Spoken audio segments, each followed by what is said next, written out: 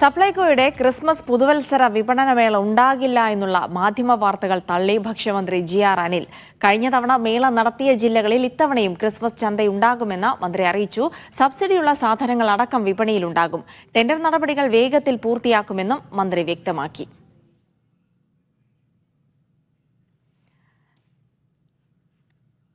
ഷിജോ കുര്യനുണ്ട് വിവരങ്ങൾ നൽകാനായി.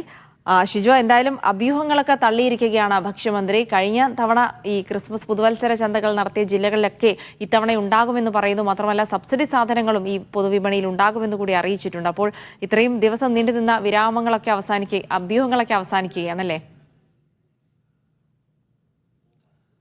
ജിൽസി, സമാനതകളില്ലാത്ത ഒരു പ്രതിസന്ധി അല്ലെങ്കിൽ ഒരു വെല്ലുവിളിയാണ് സപ്ലൈകോ നേരിടുന്നത് എന്നുള്ളത് തർക്കമില്ലാതെ പറയാൻ കഴിയും. കാരണം സമീപകാലത്തൊന്നും സപ്ലൈകോ ഇപ്പോൾ നേരിടുന്നത് പോലെ പ്രതിസന്ധി ഇതിനു മുമ്പ് നേരിട്ടിട്ടില്ല. കാരണം സാധനങ്ങളില്ലാത്ത പ്രതിസന്ധി, ധനപ്രതിസന്ധി, അങ്ങനെ തുടങ്ങി വിവിധ പ്രതിസന്ധികളിലൂടെയാണ് സപ്ലൈകോ കടന്നു പോകുന്നത്. വിതരണക്കാർക്ക്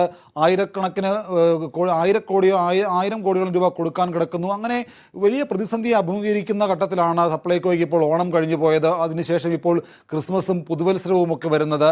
അപ്പോൾ ഈ ക്രിസ്മസിനും പുതുവത്സരത്തിനും സപ്ലൈകോ നടത്തുന്ന എല്ലാ വർഷവും നടത്തുന്ന ക്രിസ്മസ് പുതുവത്സര വിപണി ഉണ്ടാകില്ല എന്നുള്ള തരത്തിലുള്ള റിപ്പോർട്ടുകൾ ഇക്കഴിഞ്ഞ ദിവസങ്ങളിലൊക്കെ പുറത്ത് പ്രചരിച്ചിരുന്നു. ആ വാർത്തകളെ തള്ളുകയാണ് ഭക്ഷ്യമന്ത്രി ജി.ആർ. അനിൽ. അദ്ദേഹവുമായി സംസാരിച്ചപ്പോൾ അദ്ദേഹം പറയുന്നത്, കഴിഞ്ഞ തവണ എവിടെയൊക്കെ ക്രിസ്മസ് പുതുവത്സര വിപണി നടത്തിയോ അവിടെയൊക്കെ ഇക്കൊല്ലവും വളരെ സജീവമായി നടത്തുമെന്നുള്ള കാര്യമാണ് ഭക്ഷ്യമന്ത്രി ജി.ആർ. അനിൽ പറയുന്നത്.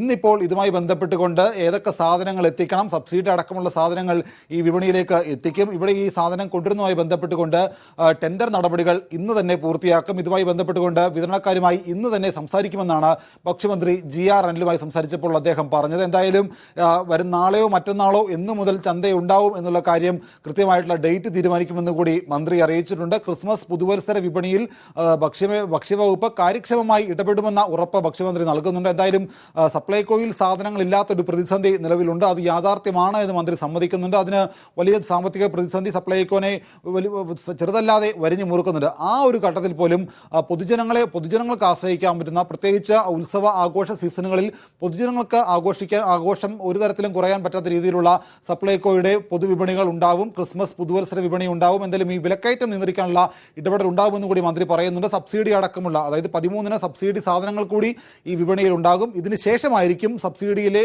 സാധനങ്ങൾക്ക് വില കൂട്ടുന്ന കാര്യങ്ങളിൽ അന്തിമമായ തീരുമാനമുണ്ടാകുക. 15 ദിവസത്തിനകം റിപ്പോർട്ട് കൊടുക്കാൻ പറഞ്ഞിട്ടുണ്ട്. അത് ക്രിസ്മസിന് ശേഷം ഈ സബ്സിഡിയുള്ള സാധനങ്ങൾക്കും വില കൂടുതലുണ്ടാകും. എന്തായാലും ആ വില കൂടുതലൊന്നും ഇപ്പോൾ നടക്കാൻ പോകുന്ന ക്രിസ്മസ് പുതുവത്സര വിപണിയെ ഉണ്ടാകില്ല. എന്തായാലും ആ വിപണി ഉണ്ടാകില്ല എന്നുള്ള വാർത്തകളെ ഭക്ഷ്യമന്ത്രി ജി.ആർ. അനിൽ തള്ളിക്കളയുകയാണ്. വിപണി ഉണ്ടാകുമെന്ന ഉറപ്പ് കൂടി പൊതുജനങ്ങൾക്ക് ഭക്ഷ്യമന്ത്രി ജി.ആർ. അനിൽ നൽകുന്നുണ്ട്.